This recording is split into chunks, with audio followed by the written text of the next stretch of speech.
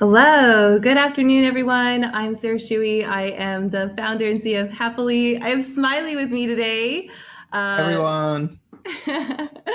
every Wednesday, I come on, every week I come in and talk with a friend and a colleague about something awesome that's happening. Or sometimes not awesome, honestly. We talk about everything that's going on with our world today. And Smiley is coming out with his third book, which I am very excited about, called Friendship in the Age of Loneliness. So I'm looking forward to talking with you about that. Ooh, you've got it. It looks big too. How many pages is that? 200. Not too long. How long does it take you? So this is your third book. So Smiley is an author, but he's also a millennial workplace expert. He has keynoted tons of conferences and all hands. He's just an amazing person, and also founded an initiative that I love. Is a pretty big Facebook group for Black, Indigenous people of color, women speakers in particular. And you've been running that for a while before it was cool. Definitely. How many speakers are in that right now? Over 4,000. Amazing. Yeah, I used that. It's a great resource for any event organizers who are in need of awesome female speakers. I use that for our Fuse conference. We got Dr. Allah Murabit to keynote for us there. So that was awesome. So yeah, but Smiley, I'd love to hear a little bit about your book and what's like. Can you like preview a little bit about what your book's going to be about? Sure. Well, first of all, thanks for having me, Sarah. It's great to be here. I'm a big fan of your work and Happily. And for folks that don't know, we've worked together on EXP and a lot of experience design stuff. So I love what you do. And thanks for having me on. So I wrote this new book, Friendship in the Age of Loneliness, before the pandemic. I had to tweak a lot of it. But I was starting to realize I wrote it for a couple of reasons. The first was that in 2017, one of my best friends died of a brain tumor at the age of 32. And he was a really remarkable man named Levi Felix, who started Camp Grounded, a tech-free summer camp for adults. Really incredible experience where we take about 300 adults to the Redwoods for 4 days. And then we take away their cell phones, their digital technology, their MacBook Pros, their Apple Watches. They're there for 4 days. They can't use their real name, so they have to have a nickname like Smiley or Cookie Surprise or Sunshine or whatever they want. They can't talk Wait, about is work. that where your name came from? No, my nickname is actually old school. It's from high school. Okay. All right. I That's was like, okay. Wait a minute. um, All right. they So can't yeah, talk about work. So there's no, what do you do? There's no age. So there's no, are you 22? You're 37. You're 68. There's no telling time. So it's really just this space for people to connect authentically. And a really remarkable experience. Over 3,000 people ended up coming to camp in 5 years. And it was really kind of one of the pioneering digital detox spaces at the time, and kind of starting the conversation around tech addiction and disconnection from technology as a really important tool. So I wanted to write a book, and I started writing it after Levi passed away, to remember him, to remember what he stood for, to remember the magic of connection and play and authenticity and vulnerability and how important that is in our lives. That's when I started it. I kept writing it a lot. I kind of put it away for a year or two. And then I wrote more about my experience of loneliness, of feeling disconnection in my own life. And, my nickname is Smiley. I'm a public speaker. I travel. I'm an outgoing person. I consider myself an extrovert. I meet a lot of wonderful people in my life, but I was going through a pretty rough time of loneliness, sadness, disconnection in my own life. So I'm thinking, you know, I meet hundreds of people a year. I've got 4,000 Facebook friends, Instagram followers, connection. But if I'm feeling this way, then something's going on. And I started exploring it a little bit and realizing, wait a second, a lot of people are going through this. And that actually the definition of loneliness isn't how many followers you have or friends you have on Facebook or how active your social life is. It's actually the disconnection between what you want to be feeling in terms of connection and what you actually feel. It's that gap, it's that subjective gap. And for a lot of people, especially young people, that gap is not being met. We're seeing skyrocketing rates of loneliness. This is before a year of social isolation and the lockdown. 80% of Gen Zers are lonely, 70% of millennials, nearly 2/3 of Americans are lonely of all ages. So this is actually really an epidemic. It's been classified as an epidemic. And I started writing about it, and I really wanted to create a guidebook for people to remember the power of in-person connection, to remember the power of friendship, maintaining social relationships in their lives. And I pitched it right before the pandemic. And it was so interesting. The publisher was like, we love the subject. It's really moving. It's really important. We can't have the word loneliness in the title. Oh, wow. Yeah. And I was like, what do you mean? It's about my experience of loneliness. It's about everyone being lonely right now. And they're like, well, no one is going to pick up a book that says lonely. I'm lonely, right? Because if that's what the cover is, people are going to be like, I don't want to admit that I'm lonely. And I'm like, well, we are lonely. I'm lonely. 2/3 of Americans are lonely. This is a global issue. And then the pandemic happened, and they were like, oh yeah, we love the title. Also, who picks up a book? Don't we like buy them online nowadays? Right. Or it's like pretty anonymous. But more like, let's talk about what it really is. Like, let's name it, right? Let's not run from it. We're all experiencing this kind of sense of, I really wish I could go deeper with my friends. I really wish I knew who my 5 people were, my 10 people were. Let's talk about that more. So this book is kind of, the intention was that was kind of behind this, of naming it a little bit more, like what we're all seeking, going deeper a little bit, and that it's okay to experience loneliness, even if you have lots of social connections, even if you're active online or have a social media presence. We're all Don't going you think through that this like together. social media, like though, and technology, it's a double-edged sword, right? But hasn't a lot of the social behaviors, the idea of a personal brand, the idea that like you have to show off what the fancy thing that you're eating or the beautiful, place that you're at any given moment, that has contributed to this loneliness. 100%. I mean, people are spending, 8 to 12 hours a day online. The average young person uses the internet almost constantly. TikTok, the majority of TikTok users are teenagers spending pretty much all day on some of these apps. And then, they're correlating kind of increase in social media use with increase in anxiety, depression, especially for teenagers. Teen suicide rates have been skyrocketing since the iPhone and smartphones became prevalent. Really, really huge issues and important issues, but it's complicated. So yes, I believe social media is definitely making us unhappier, because remember, we're talking about loneliness, which is that subjective gap. It's very easy if you're spending your whole day looking at this, looking at all your friends, being like, oh, they're doing something fun. They're somewhere cool. I'm not being invited to that. Likes. They have that. They have all this connection. I'm just home by myself. Like, I'm missing out. I'm missing the party. I'm missing this. So that, of course, there's going to be a gap there. And whereas really what everyone is kind of feeling loneliness. But then there's some data that shows, especially, and we've seen this past year with technology, social media can bring us closer together if it's actually being used to facilitate meaningful connection. Right. So one of the kind of leading scholars on loneliness, John Cacioppo, who actually wrote a book called Loneliness, he passed away a couple of years ago, but he wrote that his social media is being used as the way station for people to kind of find directions, to go deeper, to maybe meet up offline, to meet up in person, or to have a one-on-one somewhere. So it's like, oh, this thing is happening, and I see that it's happening because of LinkedIn or Instagram.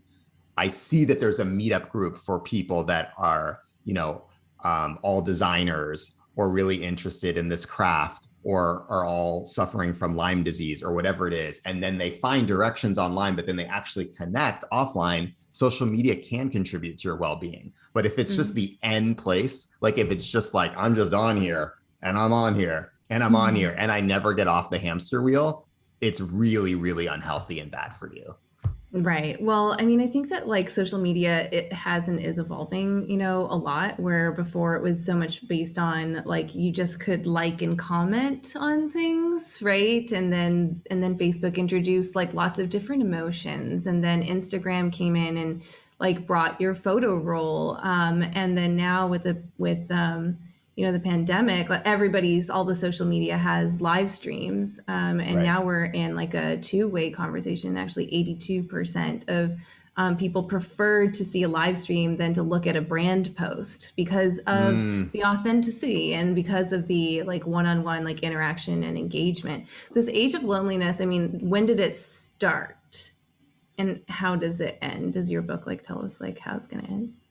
I mean, I think it's been happening for a long time. There was a great book by Robert Putnam, came out almost, I believe it's 20 years ago, that was called Bowling Alone, kind of the decline of the fabric of the social community, talking about kind of, we used to have bowling leagues. We used to meet up with people at the local church or the VFW or the town hall or these Elks clubs, and having kind of these neighborhood based places where you would just see people and regularly talk. And, you know, we have not had that for a long time, especially for millennials and Gen Z. That doesn't exist. That's called social media. So I think it's been rapidly declining for probably 20 or 30 years, kind of the new world that we're living in, which is kind of in parallel with the rise of prevalence of technology. I see that it's going to be a major issue moving forward because technology isn't going anywhere. If anything, technology is becoming more advanced. Our lives are becoming more wrapped up. Even work now, we're seeing with the push to remote work and hybrid workplaces. It's impossible to be running an organization, a company right now without having a lot of the work being done using technology to communicate and collaborate. So it's a discussion that needs to continue to happen. And I believe that the recipe is not disconnection fully, detox fully, technology is evil fully. It's balance and intention and understanding and knowing the importance of the meaning, the in-person connection, the friendship, right? Employees who have a best friend at work are 7 times more engaged, right? How do you build a best friendship with like, how do you get a work wife or a work hubby or whatever it is, like It's when hard. we're remote?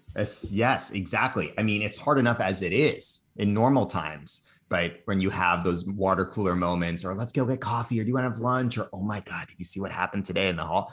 Right? You don't have those experiences.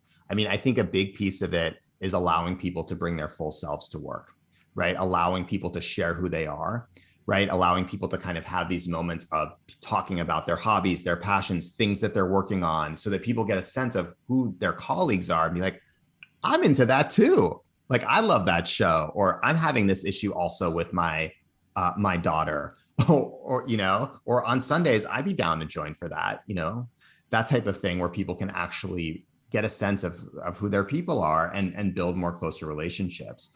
I also think facilitating more one-on-ones is important, right? It's hard to develop a best friend when you're kind of 20 people on a Zoom. It's a Mhm. lot easier when you're having people going on a walk or having a one-on-one phone call or a one-on-one, video chat to Mhm. get a sense of, for people kind of to know who their employees are beyond just work. I also think affirmation and celebration and praise is really important, especially right now during the pandemic.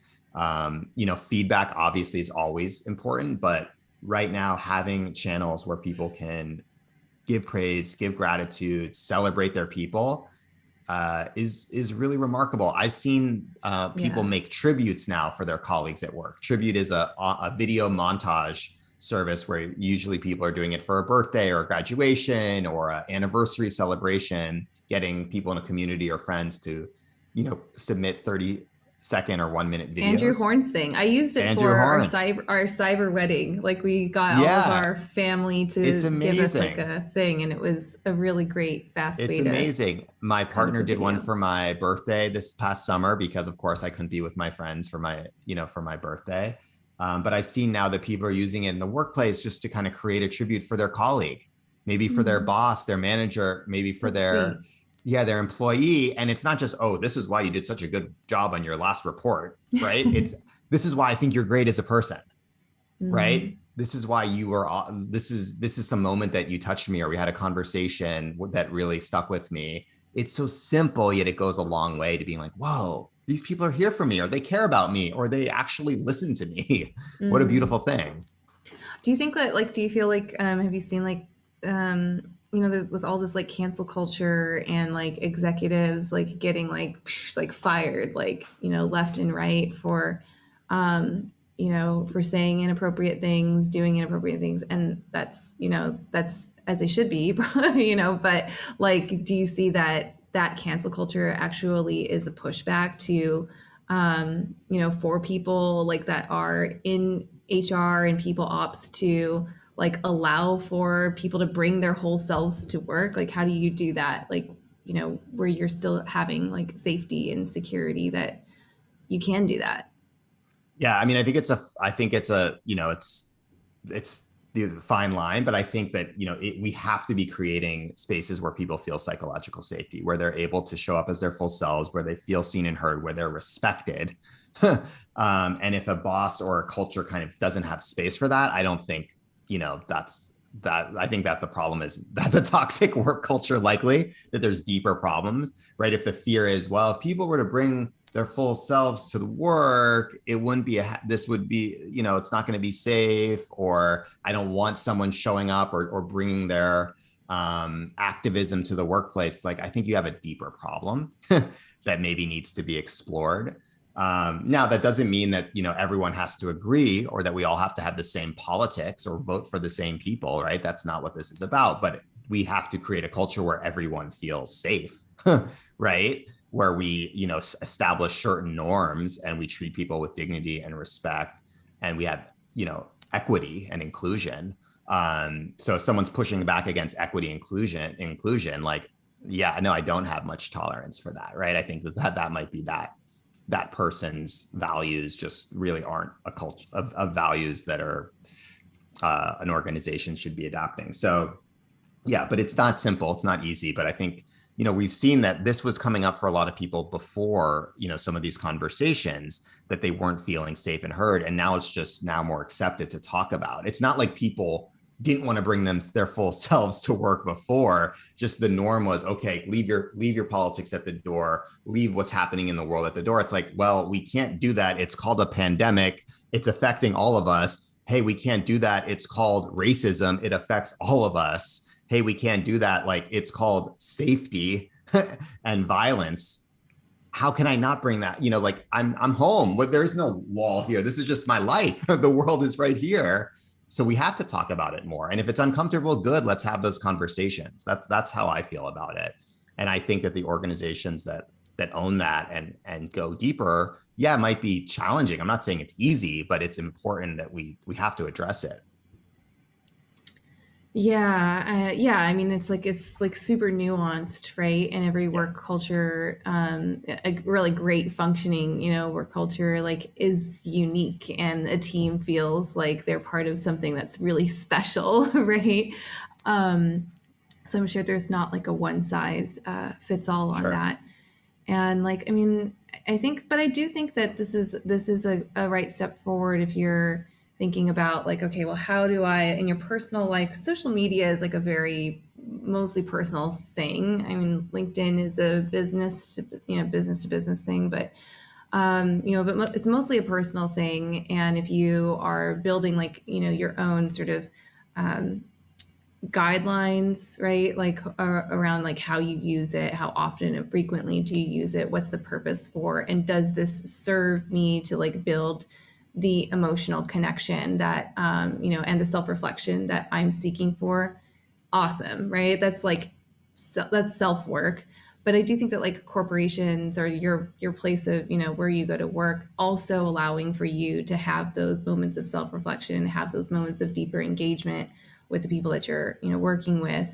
It like feeds each other, right? It allows for that, and then hopefully that spills out into society, and you kind of see society also sort of playing in here, and like with the recent, or it's the kind of like normal like mass shootings that have been happening. I think a lot of the impetus for that is like this fundamental break in sort of like an emotional connection between these people who are terrorizing folks, how do you sort of see like, friendship playing out, in these kinds of situations? Yeah, I mean, one of the things that comes up in the research when you start to doing around loneliness and social isolation is it's all connected. So like there is a definite there is a connection between rising rates of loneliness and rising rates of people joining hate groups or joining, right-wing conspiracy theories or being violent, right? When people are lonely, they're looking for community and like they find, you know, a group that says, "Oh, come with us. We'll take care of you, or you can join us. You're cool with us."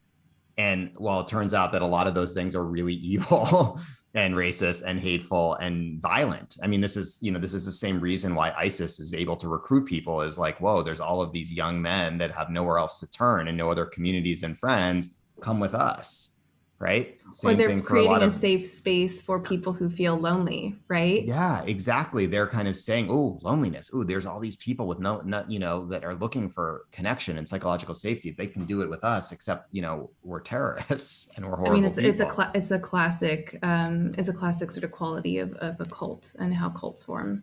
Yeah, exactly. So, and then the flip side is like creating communities, inclusive communities is so healthy. Like, I also think there's a real, prevalence of, we have white supremacy.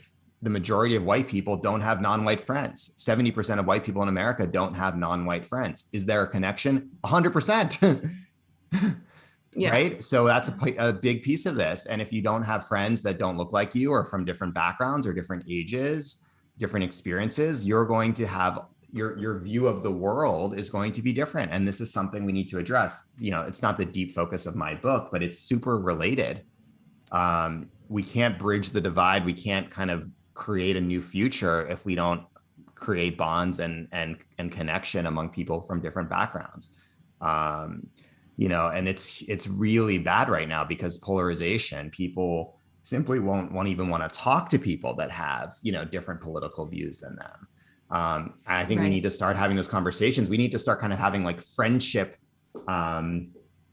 task forces that it's like less like, oh, let's all vote the same way or have political. It's like, let's just connect. Let's start with the connection piece of, oh, you're deeper than what I thought your Facebook post meant.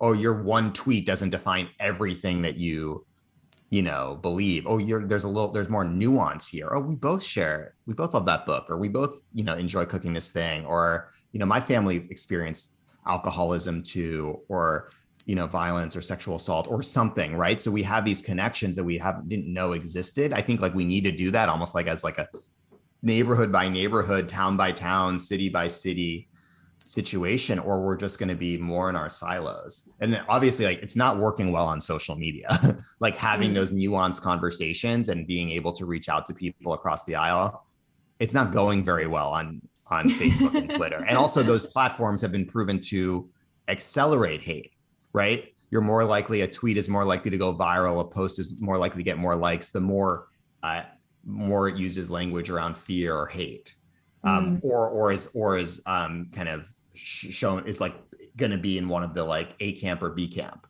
Like that tweet is going to get more virality, whereas a tweet that's like nuance and I believe this and also this is like, it's just like in the algorithm going to get like thrown into the washing machine. That's a huge problem. So it's like we need to create technology that's also, trying to connect people and create a little bit more collaboration and love and compassion, not just hate. Yeah, and also like, design experiences that are meant for individuals. Like, and I think that a lot of times like when we're planning large events or team retreats and things like that, like we're always thinking about like how do we get everybody in the room together having the same experience and having the same great time, and we often don't design experiences for the introverts or for people who like are like just for everybody to like have time to just sit with themselves and understand what they're feeling and experiencing and going through. And also, like, I think a lot of times we don't have a clear channel to a safe place for you to like have a conversation about like challenging topics and issues that come up. Like usually it's sort of like that that's just not designed in for the most part to most of these things. And I think that can, that can really help, right? Yeah, I think that we've spent a lot of time in the events and experiences universe thinking about kind of the content and the slide decks and the keynote speakers, and much less about and I say this as a keynote speaker, a lot less about the connection points and the conversation points and just the space and time for people to talk about what they're going through and listen. To actually, the listening piece is probably more important than the talking. And I think that hopefully will change. I think that there's a lot of people, and you're very much involved in the kind of the movement to create more meaningful experiences and transformational experiences, just showing how vast the need is for safe spaces for people to connect and talk and listen and hear. It's vital. I think it's vital in the experience industry, in workplaces, in communities. It's kind of the whole thing. I mean, what we're talking about here is social beings. We're social beings, right? The reason that we've survived thus long as a species is because, other people looked out for us. And now we're kind of at this breaking point where we're being like pulled together. And what really people are looking for biologically is, a safe space for, being around the comfort of other people and having other people that are holding them and supporting them to their full potential. Like that's what this is. And it's very simple, but in practice, very difficult. Yeah, and like for anyone who is like like anyone who's a brand or a community builder, like the power of word of mouth like supersedes all other powers, right? So it's like people go to Camp Grounded because their friends are going, right? They will purchase a product because their friends told them that it was great. I mean, Not just and I because their think friend told them that was great, because they saw how great their friend was, right? Like, or they saw that it changed their friend, or they saw their friend started using their product. Oh my God, like this is a new friend, like they're a new person, or they've done something, they made a huge change. So they see it. It's not just even the person saying it, they can see it and feel it. Yeah, and I have to say, like when we were building TED before, in the early days, and no one knew what TED was, like my like one metric that mattered was, and well, when I was designing the experience of TED Active was like, can everybody leave TED Active with 3 new best friends? I've done my job here. Like, and Totally. like, and like, truth be told, we stopped doing TED Active years ago, and still, like, I mean, best friendships were made, and TED Active, that community still lives on, even if that experience, isn't happening every year. So the power of that, like what you can do with a group of friends, is really remarkable. It's like almost like miraculous, because like just like new ideas like and innovations, really pop up from having that, like having friends and safe spaces, like imagining a new world. And also just kind of from what you were saying, like that's enough. Like, that is an accomplishment for you and an accomplishment for TED Active. Like that's good. Like, I mean, yes, there's all these other things that come out of it, and there's the money and there's sponsorships, It'll but happen though. Yeah. yeah, you did it. Like that's social change. That's impact.